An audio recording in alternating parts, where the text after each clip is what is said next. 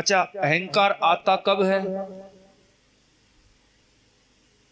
भक्त तो भगवान की कृपानुभूति को महसूस करता है, प्रसन्न होता है, लेकिन जमाना उसको बांस पे चढ़ा देता है। अरे महाराज तुम तो ये कर सकते हो, महाराज तुम वो कर सकते हो, महाराज तुम ये कर सकते हो, महाराज तुम वो कर सकते हो। और कुछ ही दिन में महाराज अहंकार में चले जाएंगे।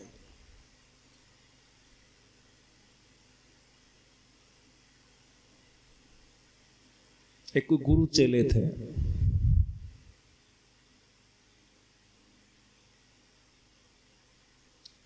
किसी गांव के पास आके रुक गए किसी पहाड़ी पे। चेला भिक्षा मांगने जाता, गुरुजी पहाड़ी पे रहते हैं। भिक्षा में कुछ ज्यादा मिल गया। एक दिन चेले को थोड़ा लालच आ गया, यहां रहेंगे तो अच्छा खाने को मिलेगा।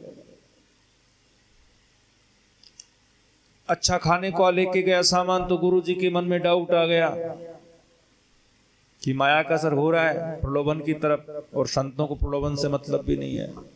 तो उन्होंने कहा एक काम है, यहां से चलने में फायदा है, कहीं और चलते हैं। शिष्य ने कहा गुरुजी कैसी बात करते हो, अच्छी बस्ती है, अच्छे लोग हैं, अच्छी भिक्षा देते हैं, इनको त्याग के जाने में क्या फायदा। गुरुजी समर्थ थे, कहा बेटा देख, बहता पानी और रमता जोगी दोनों शुद्ध होता है। एक जगह इकट्ठा हुआ और गंदा हो जाता है, इसलिए रुक नहीं सकते, हमें चलना पड़ेगा। शिष्य ने जिद कर ली, तो गुरु जी ने कहा ठीक है कोई बात नहीं, तू रुक जा, मैं जाता हूं, आवश्यकता पड़े बुला ले, आ जाएंगे। लेकिन एक बात याद रखना, तिकड़ी से बच के रहना। किससे? तिकड़ी से बच के रहना। तिकड़ी से।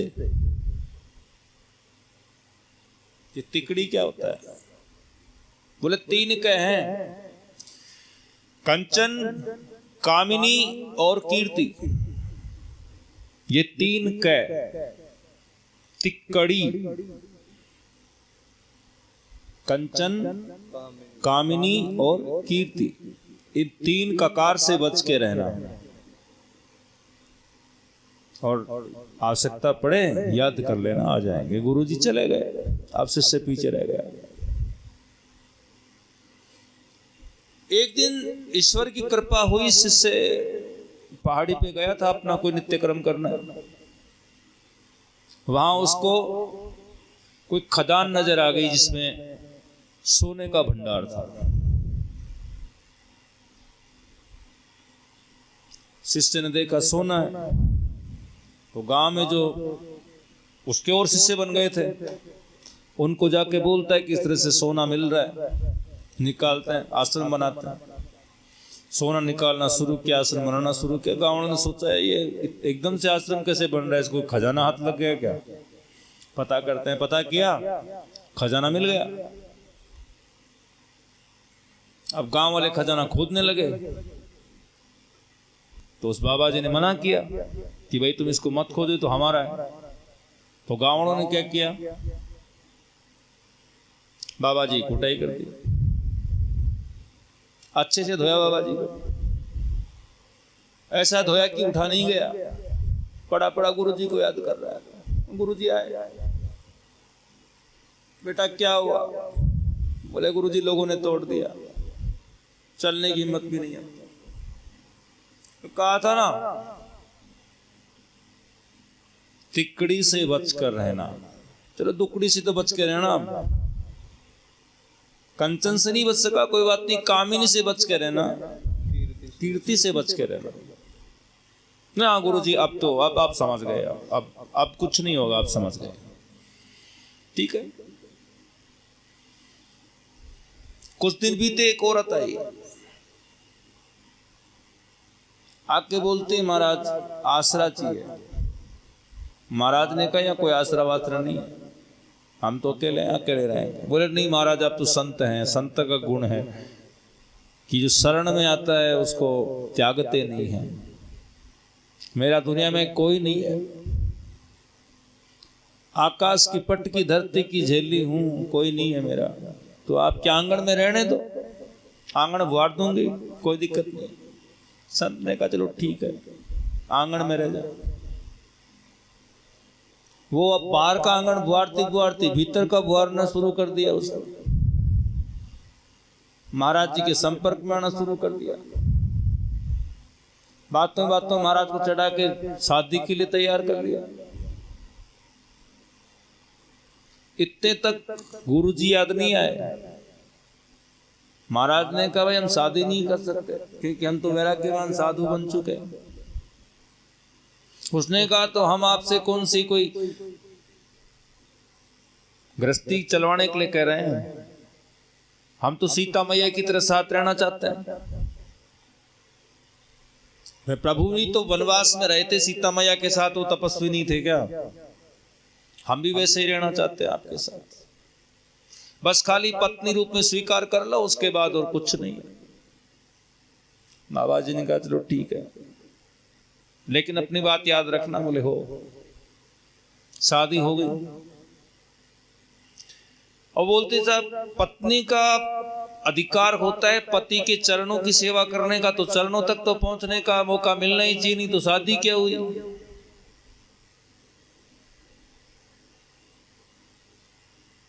बाबा जी ने सोचा बात तो सही है, धर्म भ्रष्ट हो जाएगा चरणों तक नहीं पहुंचने दिया तो ठीक है, केवल चरणों तक रहना, अब आगे बताने की जरूरत नहीं है। बाबा जी का जो वैराग्य था वो विदा हो गया, आसक्त हो गए, लट्टू हो गए, पूरी तरह से भूल गए सब कुछ। एक दिन औरत बोलती है ठीक है टाटा बाय बाय चलते हैं। उसने कहा अरे महामना, मजदार में छोड़ के कहाँ जा रही है, हर का नान घर का रहा, कहाँ छोड़ के जा रहे हो? तुम तो संत थे ना। काय के संत थे, एक औरत की बातों में आ गए। हमारा तो यही काम है, यूज एंड थ्रो। तुम्हें काम में ले लिया, किसी और को पकड़ेगा।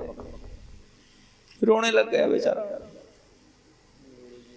आत्मा से परमात्मा का कनेक्शन होता है। गुरुजी तक बात पहुंची, आए गुरुजी क्या बात है, क्यों हो रहा है? बोले गुरुजी ऐसा हुआ मेरे साथ। बोले कहा था ना तेरे से पागल, कार से बच के रहा कर। बोले गुरुजी अब बिल्कुल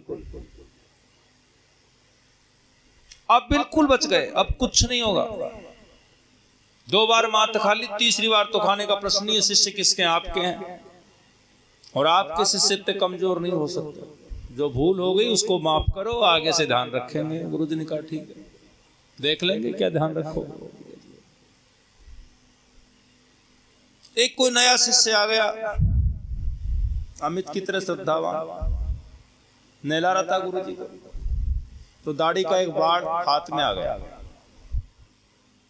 अब गुरुजी की दाढ़ी का बाढ़ था तो अपने आप में मैं कह रहा था बाढ़ों को सुरक्षित रखो, ये ऊर्जा के स्रोत होते हैं।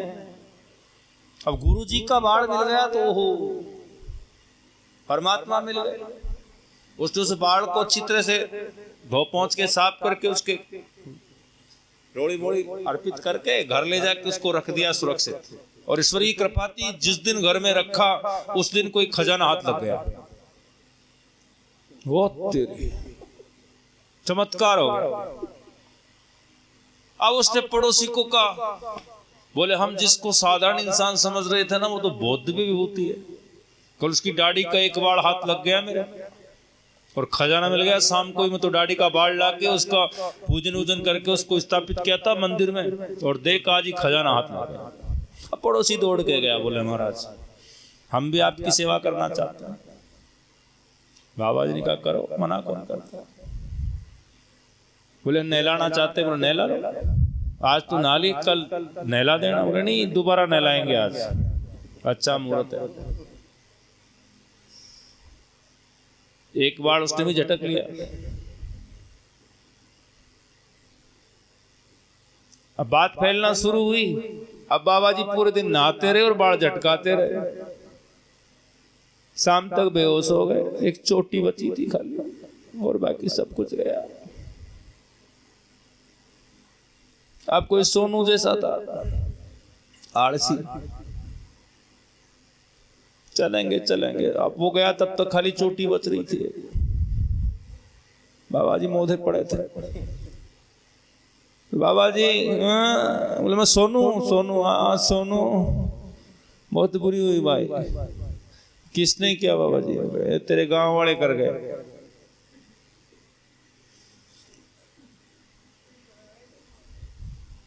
सोनू ने हाथ फिराया सिर पे जाके, ऐसे चोटी को ऐसे घुमा के हाथ में लिया ऐसे। बोले बाबा जी बहुत गलत किया लोगों ने। लेकिन एक बात है जी, आपके बालों में चमत्कार तो है।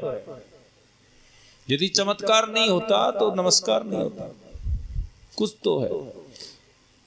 बोले हाँ ये कुछ का चक्कर ही तो भारी पड़ गया ना, कुछ है। बोले यदि दाढ़ी के बालों में कुछ है, सिर के बालों में कुछ है, तो चोटी के बाल तो अनुपम हो गए गुरुजी। और ये एक झटका मारा और ये छोटी हाथ जाके पूरी एक साथ, हम बन गए करोड़पति। चेला जी बेहोश होके गिर गए। होश कब आया? जब गुरुजी मर्रम पट्टी कर रहे थे, तेल लगा रहे थे घावों पे। आंखें खुली, गुरुजी दिखे सामने। बोले गुरुजी माफ कर दो। बोले हमने कहा था ना कि ये गांव रहने लायक नहीं है, हमारे साथ चलते तो इतना क्यों होता। ऐसा हमारे साथ भी होता है। बचना चाहते हैं लेकिन बच नहीं पाते। आंखें तब खुलती हैं जब सब कुछ लुट जाता है, बर्बाद हो जाता है।